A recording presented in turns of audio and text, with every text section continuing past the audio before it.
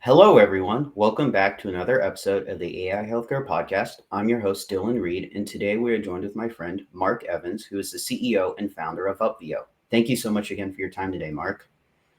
Absolute pleasure, Dylan. Great to be here.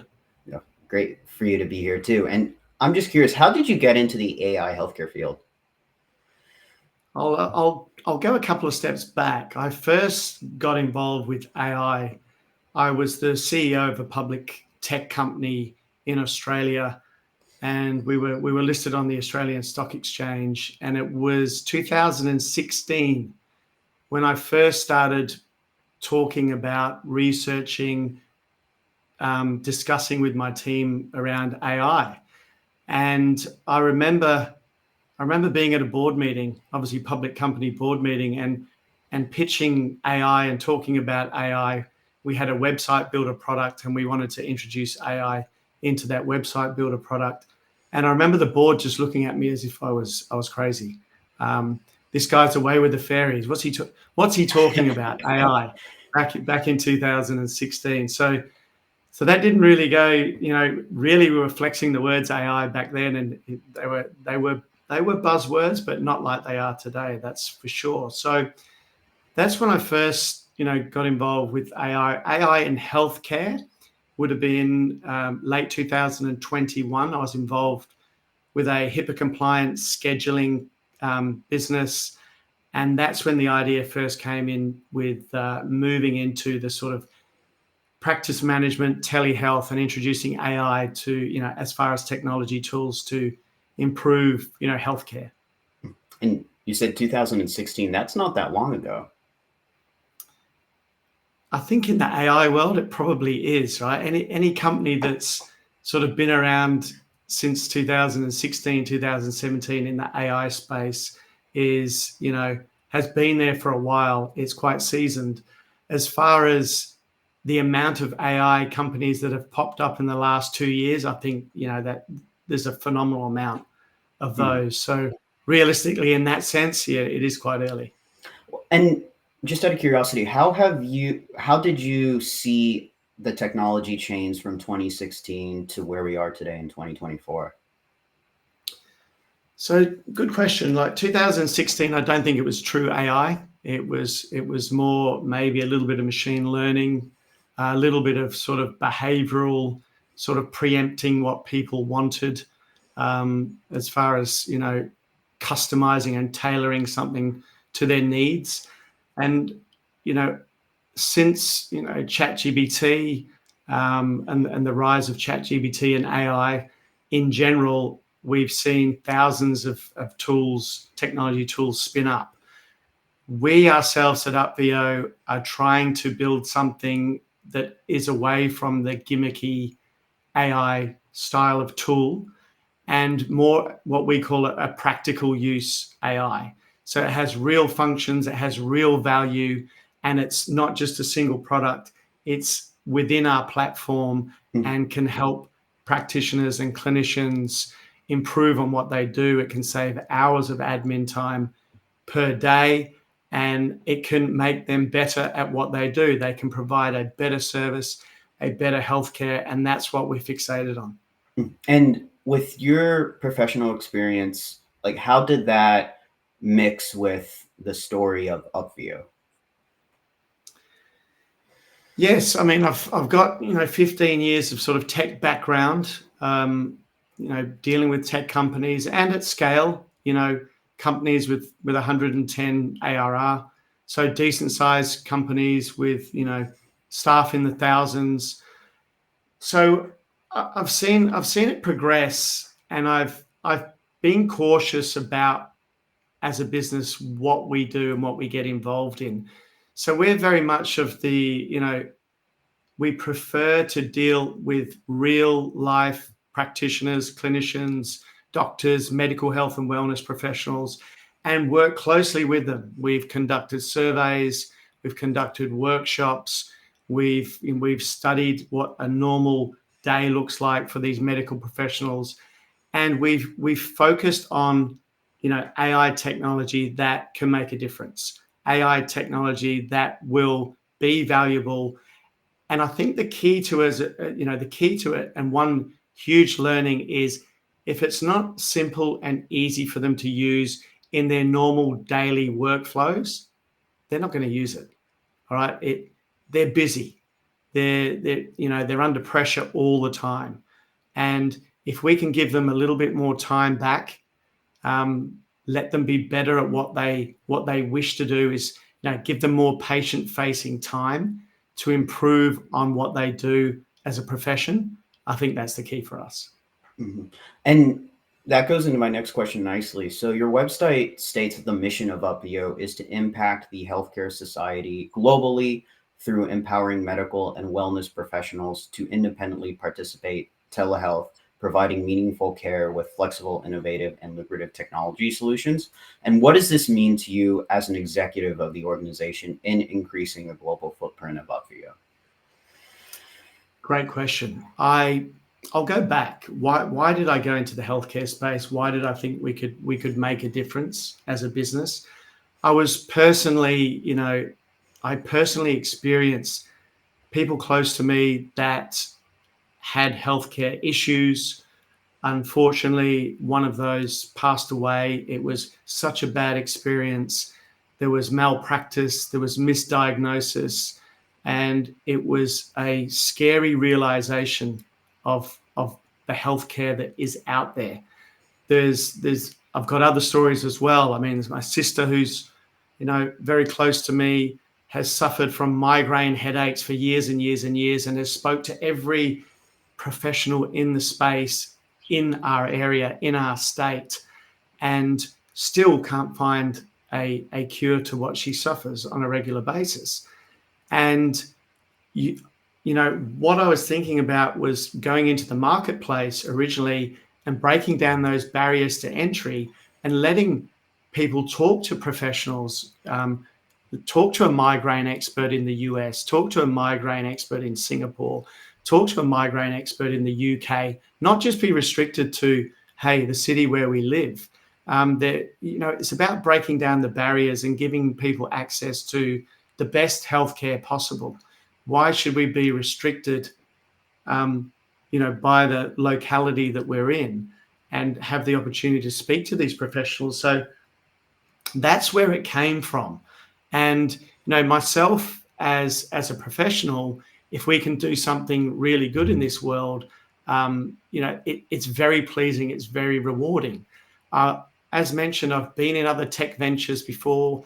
I remember presenting to, on roadshows to shareholders, to investors, and you talk about this new tech, and, internally we're all so excited about it, and it doesn't get a response. It's just flat. And you think, wow. And I made a promise to myself that the next tech venture would be something really exciting, something really cutting edge that would make a difference in the world, that could do something that you would be really proud of. And that's what it means to me as a professional. I get very excited about it. I love the opportunity. I love what we can do with the technology tools. And I'll be open. I don't have a medical health and wellness background as such. I'm not a doctor. I don't have a PhD. I'll be open and transparent about that. But I have had 10 years of experience where quite a large cohort of our business was in, medical health and wellness. Had a lot of experience with practitioners and the challenges that they encountered on a daily basis, and quickly learned that they're not that tech savvy and they needed help. And that's where I think Upvio comes in, with our technology tools. We position ourselves carefully as a digital care platform or a practice experience platform, because we are both practitioner and patient facing, and also very virtual focused. So we're aimed at modern digital healthcare providers that more have a skew to being virtual and providing these technology tools to make a difference. Mm-hmm. I'll leave it there. You can ask me the next question. And just to get an understanding of the healthcare system in Australia, with the experience of building Upvio, did you notice that specialists tend to congregate?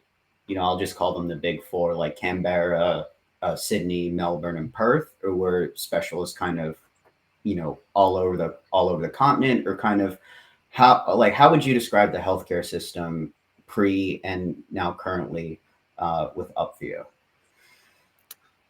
I think it's still pretty much the same as it's always been in Australia, and I think that would be Sydney and Melbourne would be sort of the the headquarters for healthcare. Mhm. Of course, each state has their own government departments that focus on healthcare, but that's a total separate. We're talking about private entities here. Would be definitely Sydney and Melbourne, and I think it's still very much the same. Mhm. And we've seen some great healthcare companies pop up in the last couple of years as far as marketplaces go, med scribes, technology tools, video consultation platforms.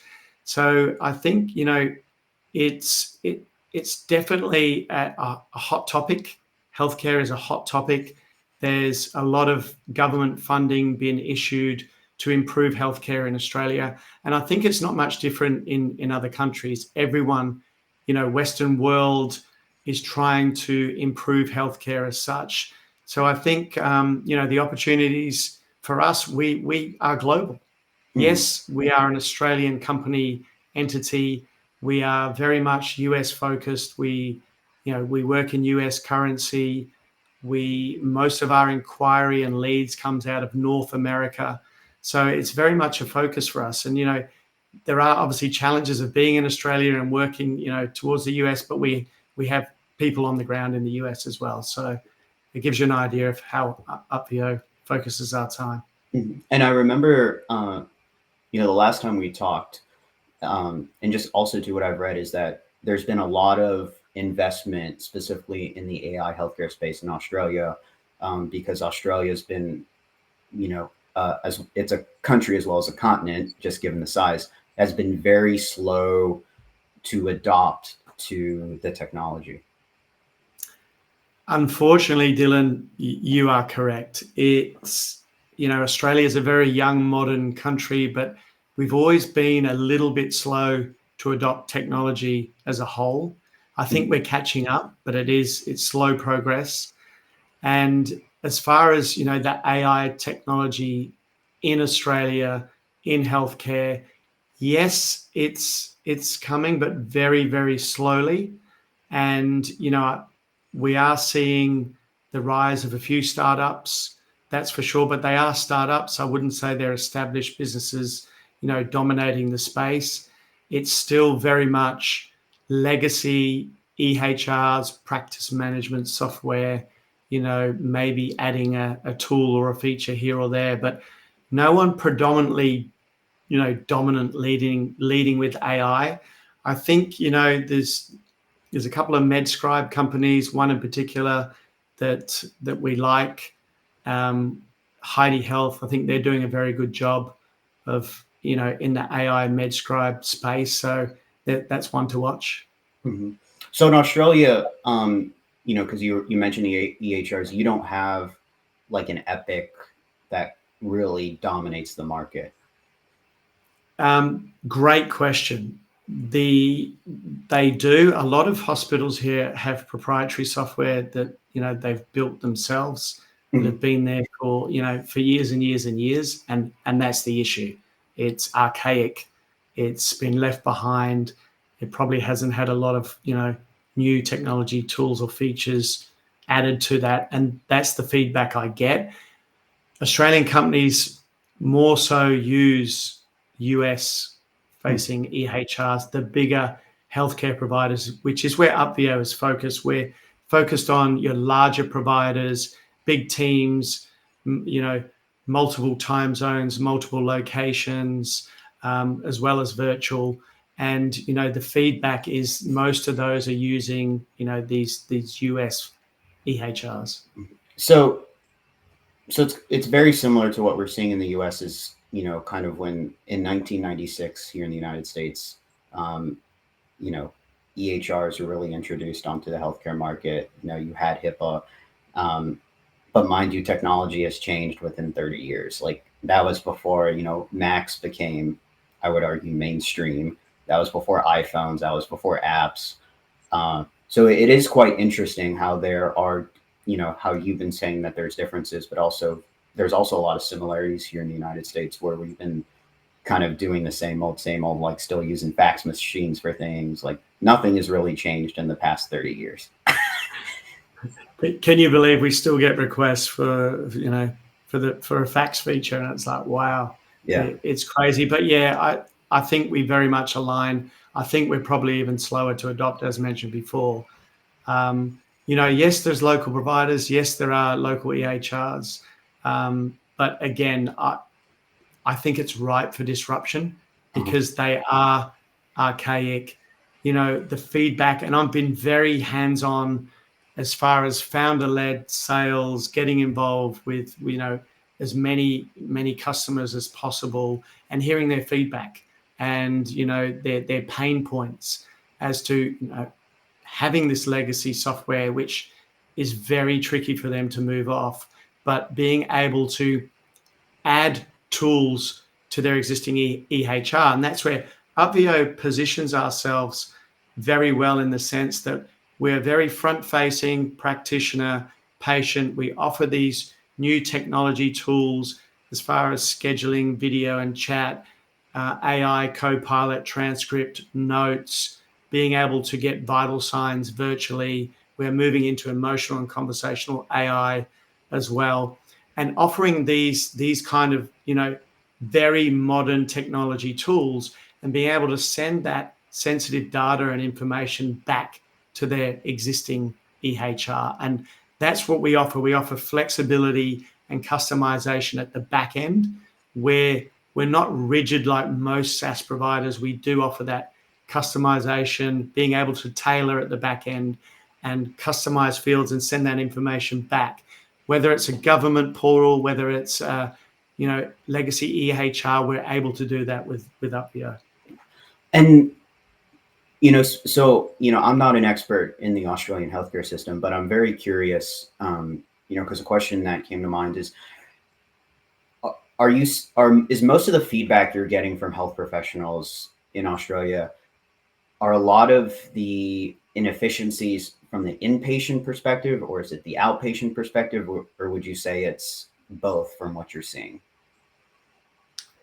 We're more involved in obviously the inside. And so a majority of what I see and what I get involved in is definitely, the inpatient side. However, we do offer face vitals, which is the ability to conduct a face scan vital sign check virtually. Mm. So that, as far as, outpatient, remote patient monitoring, once a patient is out of hospital, goes home, how do you monitor them affordably?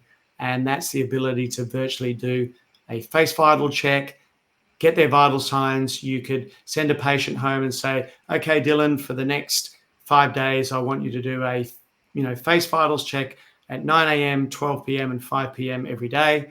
And you would do that face vitals check via your mobile phone. It takes 30 to 40 seconds to do the check. The results are automatically uploaded to the patient record, and the practitioner is notified. So on that perspective, yes, we can offer that, but most of our inquiry would be definitely on the intake side.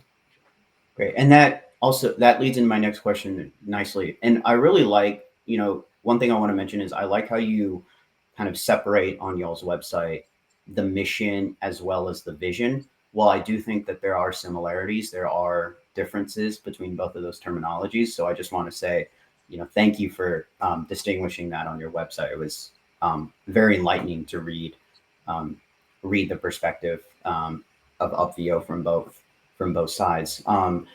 So the vision of Upvio. So we've talked about liberating health professionals to take back control, tech-enabled, and provide more meaningful and convenient care. And how do you foresee the mission and the vision interacting with each other long term when improving upon and deploying new technological solutions in the AI healthcare space? Okay, I think both the vision and mission tie in with each other in the sense that they empower medical professionals to tech adopt, take back that time that they're using to fill in forms, insurance forms, complete paperwork, that admin burden is well documented in the healthcare industry, and I think more so in the US, of the time that they spend. Up to 47% of their time is spent, completing paperwork and doing these, the burden of admin heavy work, which is not what most medical health professionals went into the business for, right? So that's why we're very sort of explicit at, tech adoption, take back your time, make your life a little bit easier, give yourself some flexibility to work. You are able to do virtual, yes, there are times where you need to see a patient face-to-face in person. That's fine. But also give yourself some flexibility to be able to work virtually from anywhere and, offer your services, to rural locations, break down barriers and improve the healthcare system there. So that's what, our vision is about. And I think it ties, directly in to our mission. And that's why we like to, put that up for everyone to see. Mm-hmm. And you mentioned the urban rural divide. So here in the United States, there is a big urban and rural divide. Do you have the same thing in Australia too, as well, when it comes to healthcare needs? Yeah, absolutely, we do. Obviously, we're a big country as well. Lots of main cities on the coast, lots of rural country areas with poor facilities. They have to drive 2, 3, 4 hours to get to the nearest hospital, even longer in some cases. So what's the option? How do we provide support, healthcare for these these people, these patients in need? And it's virtual, right? Virtual tools give them that support. We also have the challenge here that a lot of doctors, medical professionals do not want to live in these rural country areas. So there's obviously schemes, where they bring medical professionals in from other countries and overseas, and part of their requirements is to spend time in these rural country areas and provide healthcare for maybe 1 to 2 years before they can move into the city regions. But it's the same challenges, Dylan. I think very similar. So it's like for an Australian health professional, once they complete their training, do you tend to see like, oh, well, I'm going to go to Melbourne or I'm going to go to Sydney because those are the two largest cities, which means with a bigger population, more people might be impacted by what I'm specialized in, which then means I can create, a patient base. Like, do you tend to see people migrating towards larger cities because there's just a bigger population and more opportunity there? I think that stands for most careers. They would there is more opportunity in the bigger cities. So it depends on the individual and what they wish to do. I mean, it's not saying we're a tiny, backward country town. No, it's still, hey, 2 million plus people where we are, and it's still the hustle and bustle. There's still emergency. There's still the pressure of working in a mainstream hospital. So depending on what they did and what they specialized in, yeah, maybe they would move to the larger cities for opportunity. I think that's a mix, and it depends on the individual. I've seen plenty of medical professionals very happy where they are, and they can build a thriving practice for themselves, in Perth, Western Australia, as opposed to Melbourne and Sydney. Wow. And my next question is, how would you like Upvio to contribute to the greater AI healthcare conversation in the near future, being that you're a global company? Yeah, that's a good one. I think for us, I think AI in healthcare, can revolutionize healthcare in general, and in profound ways, right? And I think that's the important part. So how can we make a difference? We see ourselves and position ourselves as leaders, innovators. Yes, we do have some common tools as far as scheduling, automation in scheduling, and video and chat, consultations, communication tools. but what else can we add? What can we do that's groundbreaking? And to give you an example where, and I touched on it earlier, as far as emotional and conversational AI, and this is in the mental and behavioral space, and we've had a lot of inquiry from the mental and behavioral space as far as, specific tools and features for them. And I think there's probably more of an opportunity in that sort of vertical as far as, disruption and what you could do in there. So we are now moving towards emotional and conversational empathic AI, and it's the ability to do virtual consultations. And imagine a therapist who you can't be in the same room with a patient. So it's like you and I here, and it's that extra level of intelligence as far as, or insight into that person. And what it does, it will monitor the facial expressions of the client or the patient. So if it was you and I dealing right now, the emotional conversational AI will be monitoring your facial expressions. And it will also be analyzing the tonality, the prosody, the intonation of your voice. And it's very clever in the sense that it will also do the intersection of what I asked you, Dylan. If you please tell me about a past relationship and where did it go wrong? And it would be able to intersect the question I asked, how you reacted to that question, and summarize your overall reaction to that question, and then transcript that in a summarized note that you can save automatically to the patient record, which is providing a co-pilot for therapists, psychiatrists, psychologists, and in no way are we trying to replace them. This is co-pilot technology. It will do real-time prompts into, how you're reacting, what your facial expressions are, which should in turn help the therapist, ask the next question, stay completely focused and engaged with the patient instead of taking notes. It's automatically done and transcribed, and being able to, give them that attention they deserve, while really focusing on how to provide, the best session possible, and even plan out the next session. So it gives you an idea of where Upvio is headed, and how we position ourselves as far as an innovator. And we are now building this technology in conjunction. We're working with the University of Florida, and we're getting some research and background. We're working with a professor out of the University of Florida and students, and we are now building this model. And it's very exciting for us, but that's the way we see that Upvio can make a difference on a global level. You mentioned University of Florida. That's also another institution here in the United States that's doing a lot of work in the AI healthcare space. That is correct, and that's why we have gone to University of Florida. Luckily enough, I have a contact that's involved with the University of Florida. I was able to get an introduction. We have been able, we have commenced now. We have just commenced working with them. So very exciting what we can do, and obviously some of the professors there are highly talented as far as their experience in the AI space. Well, I got to ask you, have you learned the Gator Chomp yet?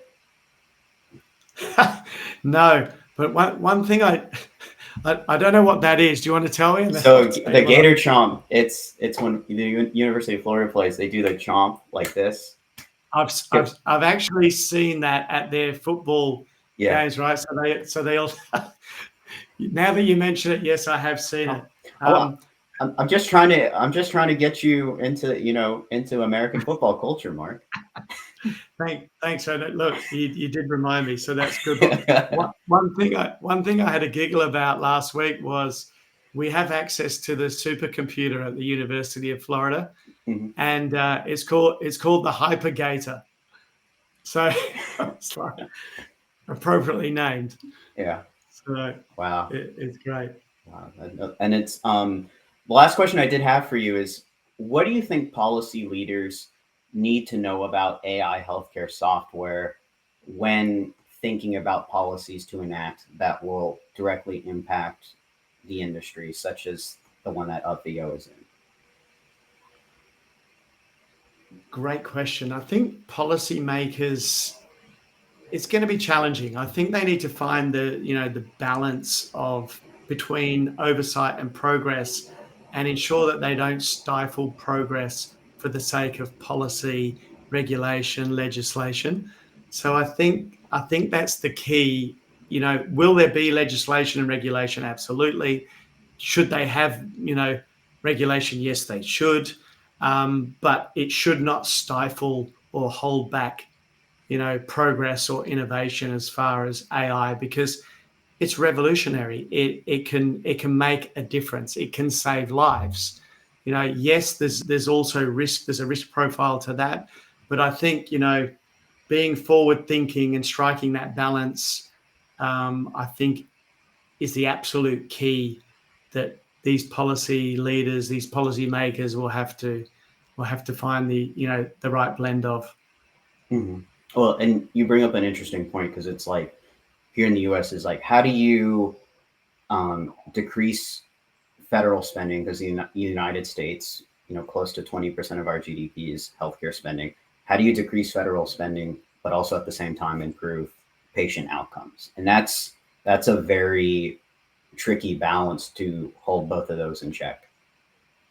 Absolutely. And that's not going to happen anytime soon. This is a long-term goal that we all need to fly information to improve. Will they ever solve it all? Unlikely, but can we improve it at a rapid pace? Absolutely we can. And that's why it does concern me with these policy makers, these policy leaders, what they will do with this legislation. It's, again, we don't want to hold back progress, and we don't want to hold back the potential to save lives and improve healthcare. That's simple as that. Mm-hmm. And Mark, where can people find more about you as well as your company, Upvio? Well, upvio.com, you can go to upvio.com. You'll see about the company ourselves. Myself, Mark Evans, on LinkedIn. I'm quite active on LinkedIn, so you can easily find me there. And happy to connect. And yeah, more than happy to connect if anyone's got any questions. Awesome. And don't forget to subscribe to the AI Healthcare Podcast on YouTube, and listen to the audio version of this podcast interview on Spotify and Apple Podcasts. Thank you so much again for your time today, Mark. Thank you, Dylan. It's been a pleasure. Same here. This is Dylan Reed.